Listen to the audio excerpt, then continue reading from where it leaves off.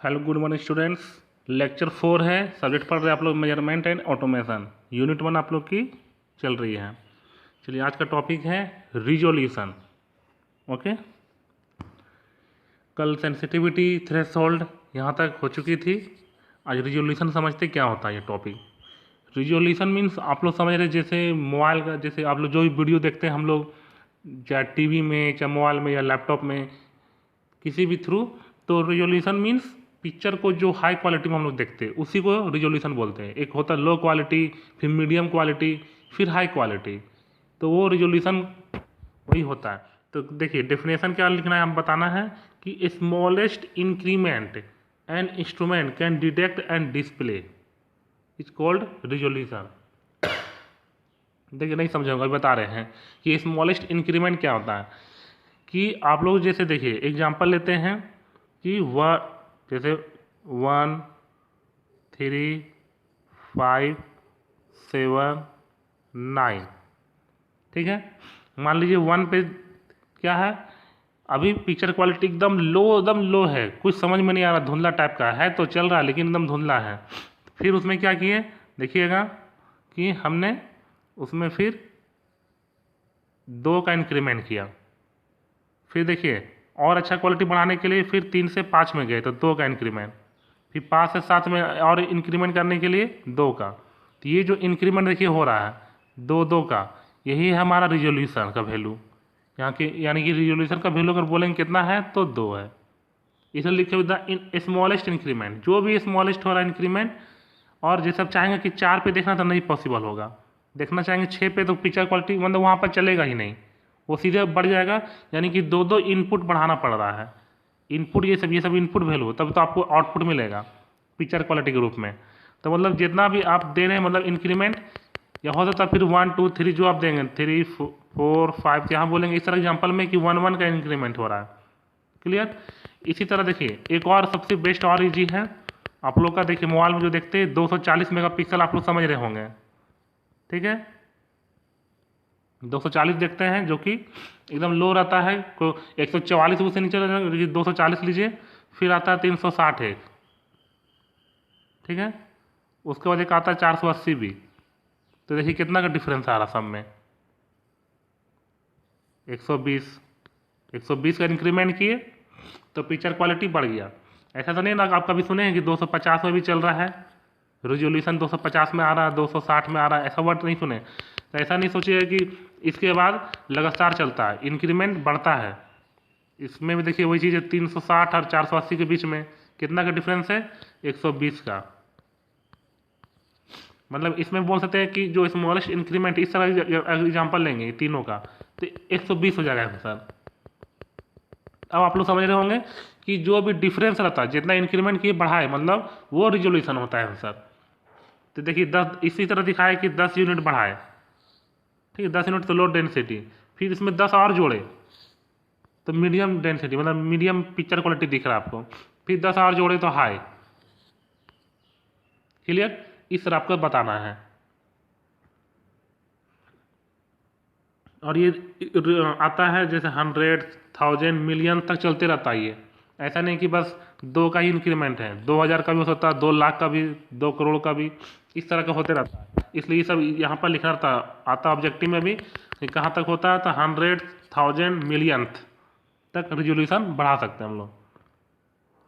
देखिए ये डेफिनेशन भी वही सब चीज़ बोल रहा है, आप लोग लिख लीजिएगा, दोनों सेम ही है।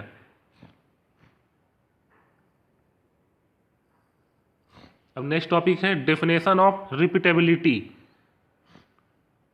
देखिए साइज में थोड़ा सा छोटा दिख रहा होगा, ये लिखा हुआ पीडीएफ जो भेजेंगे उसमें क्लियर दिख जाएगा, ठीक है। तो देखिए रिपीटेबिलिटी होता क्या है, सिंपल है कि रिपीटेबिलिटी जो भी हम लोग कोई इंस्ट्रूमेंट है उसे जो भी हम लोग मेजरमेंट कर रहे हैं, ठीक है। तो देखिए सेम अप्राइजर, देखिए यहाँ सिंपल लाइन में यहाँ पर लिखा हुआ है सेम अप्राइजर मतलब सेम पीपुल, सेम आदमी, एक ही आदमी, 2 3 आदमी नहीं, और सेम इंस्ट्रूमेंट, एक ही आदमी। देखिए सेम अप्राइजर मतलब same people, same instrument, same product को सेम पैरामीटर पर सेम रिपीट कर रहा, बार बार रिपीट, मतलब 3 बार 4 बार रीडिंग ले रहा है, एक ही आदमी एक ही चीज़ को बार बार एक ही तरीके से रीडिंग ले रहा है, ठीक है। अब जो ले रहा रीडिंग देखिए, कभी आ रहा फर्स्ट टाइम लिया तो 10.20, सेकेंड टाइम लिया 10.21, थर्ड टाइम लिया तो 10.22, 25, फोर्थ टाइम इस तरह लिया। तो इस तरह का इसको कहते हैं रिपीटेबिलिटी, कि एक ही आदमी सेम अप्राइजर सेम इंस्ट्रूमेंट के द्वारा सेम प्रोडक्ट को सेम पैरामीटर पर बार बार रिपीट रीडिंग ले रहा है, ओके, तो उसे कहते हैं रिपीटेबिलिटी। वही चीज़ यहाँ पे डिफिनेशन में देखिए लिखा हुआ, repeatability is the variation between successive measurement of same part same characteristic by same person using the same gauge. Same gauge मतलब सेम इंस्ट्रूमेंट है, गोज मतलब इंस्ट्रूमेंट है, तो कहलाता है रिपीटेबिलिटी। क्लियर है, एकदम इजी है, इसलिए ये लिख दिए शॉर्टकट में लाइन, ठीक है। चाहे तो आप लोग इस तरह लिख लीजिए कॉपी में, इजी रहेगा। ये फीका नहीं बनाना है, सिर्फ इसे लिखना है और इसे लिखना है इधर। देखिए रिप्रोड्यूसिबिलिटी, रिप्रोड्यूसिबिलिटी मतलब सिर्फ अंतर ये रह जाएगा कि वहाँ पर एक ही आदमी एक ही चीज़ को बार बार रिपीट कर रहा था, जो भी हम लोग कर रहे थे लैब में इंस्ट्रूमेंट के द्वारा रीडिंग। यहाँ पर डिफरेंट पीपल, मान लीजिए 2 पीपल आ गया, ठीक है। देखिए इसे लिखो डिफरेंट अप्राइजर, मतलब अलग अलग पर्सन के द्वारा, बस यही अंतर है। इंस्ट्रूमेंट भी सेम रहेगा, प्रोडक्ट भी सेम रहेगा, पैरामीटर भी सेम रहेगा, टाइम डिफरेंट हो जाएगा। वो अपना अलग पहले ये करेगा फिर सेकेंड टाइम ये करेगा, इसलिए टाइम अलग है सिर्फ, बस बाकी सब कुछ सेम है। मान लीजिए ये पहला पर्सन रीडिंग किया, जैसे देखिए जो ब्लू वाला है, ठीक है, ये रीडिंग किया, इसका इतना आया। फिर ये लाल वाला है, ये रीडिंग किया तो इसका इतना आया है। दोनों का अपना अपना आया है, तो लगभग सबका दोनों का सेम ही है। इसका 25 25 25 आ गया बार बार, इसका आया 24.99, 24.98, 24.99, इस तरह से है। तो कहने का मतलब सिर्फ पीपुल चेंज हुआ है और रीडिंग सब लोग फिर एवरेज रीडिंग देख लेते हैं किसका क्या करीब पहुंच रहा, नज़दीक आंसर आ रहा है। तो रिप्रोड्यूसिबिलिटी आंसर देखिए कॉपी में कैसे लिखिएगा, रिप्रोड्यूसिबिलिटी इज द डिफरेंस, या साथ में लिखिएगा। देखिए यहाँ नीचे लिखा गया इज द डिफरेंस, यहाँ गौर से इज द डिफरेंस नहीं है, साथ में है रिप्रोड्यूसिबिलिटी इज द डिफरेंस, ऐसे लिखिएगा। Reproducibility is the difference in the average of measurement made by different people using the same instrument when measuring the identical characteristic on same part. Clear समझ रहे होंगे कि रिप्रोड्यूसिबिलिटी क्या होता है, ऐसा है जो डिफरेंस देखने में काम आता है, किसमें, जो भी मेजरमेंट करे उसका एवरेज, जो एवरेज निकाला ये 1 2 3 इस तरह का एवरेज बोलते हैं कहने के बाद। और कैसे निकाला है, मतलब डिफरेंट पीपल के द्वारा। शुरू में बोल दिए कि एक नहीं 2 3 आदमी रह सकता है, बाकी सब कुछ सेम रहेगा, same instrument same measure parameter same product पे निकालना रहता है।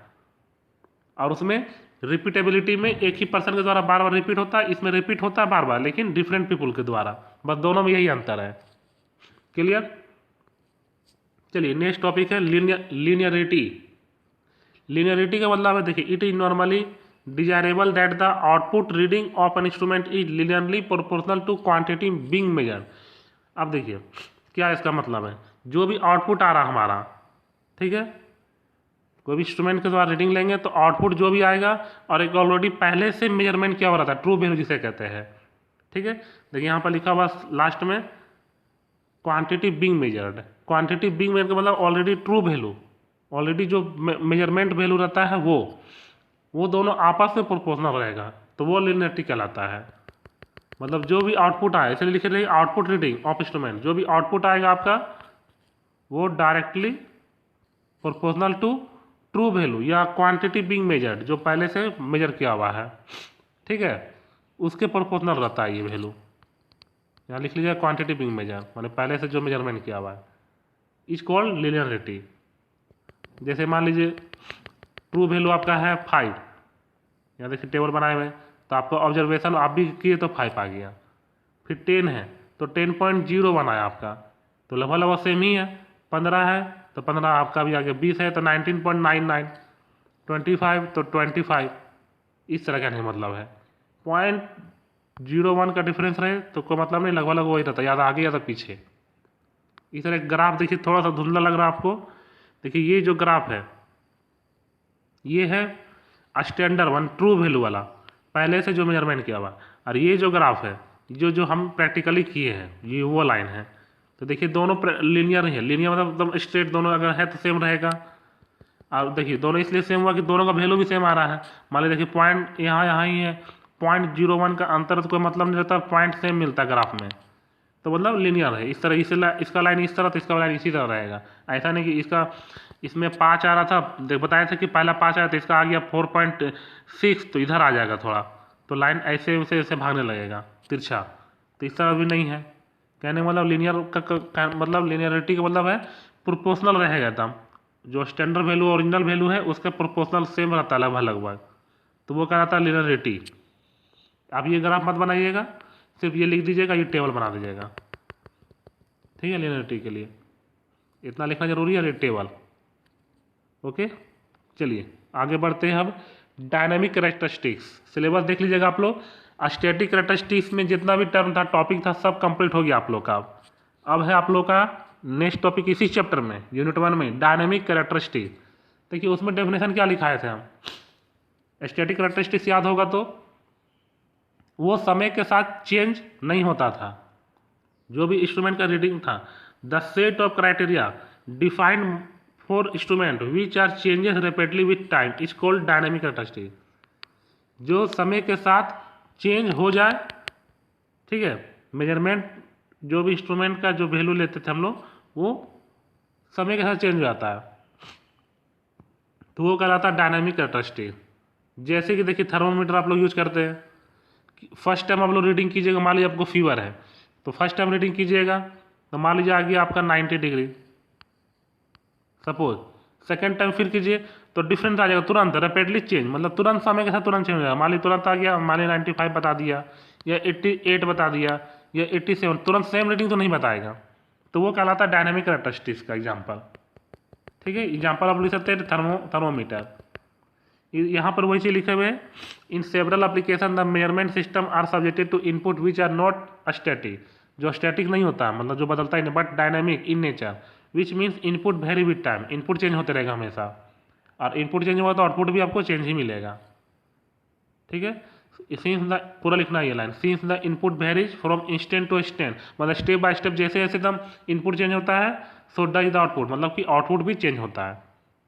जैसे एग्जाम्पल में ये लिख लीजिएगा, एग्जाम्पल थर्मोमीटर, एग्जाम्पल देके थर्मोमीटर लिख लीजिएगा, क्लियर। अब चलिए इसके अंदर भी कौन कौन सा टाइप होता है डायनेमिक कैरेक्टरिस्टिक्स में। जैसे देखिए speed of response, lag, Fidelity, dynamic error, ये चार होता है, जिसमें से आपको 3 ही पढ़ना है।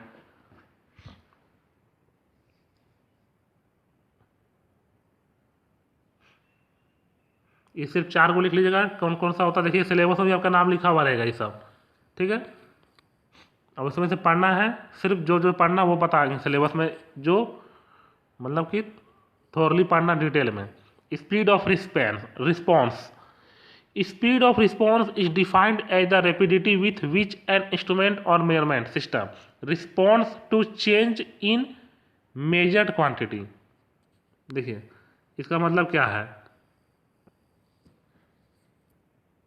देखिए जिसका मतलब क्या होता है स्पीड ऑफ रिस्पॉन्स, सिंपल है। देखिए स्पीड में मतलब रिस्पॉन्स देना, स्पीड के मामले में कि आपका जो भी इंस्ट्रूमेंट है, जो भी डिवाइस है, कितना फास्ट है, कितना फास्टली काम कर रहा है, कितना फास्टली आप कुछ भी इनपुट डाल रहे हैं तो आउटपुट कितना फास्ट चेंज कर रहा है।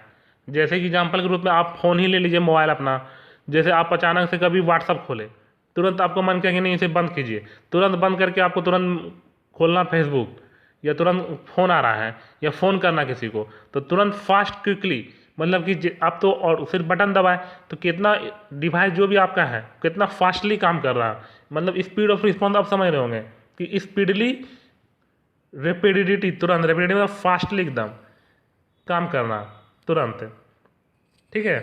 तो जो भी आपका मेजर क्वांटिटी उसके रिस्पेक्ट में, मतलब कि जो आप मान ली पहला इनपुट डाल दिए कि व्हाट्सअप खोले हुए, ठीक है ना, फिर आपको चेंज करने का मतलब तुरंत तुरंत चेंज हो रहा है, चेंज होते रहता है।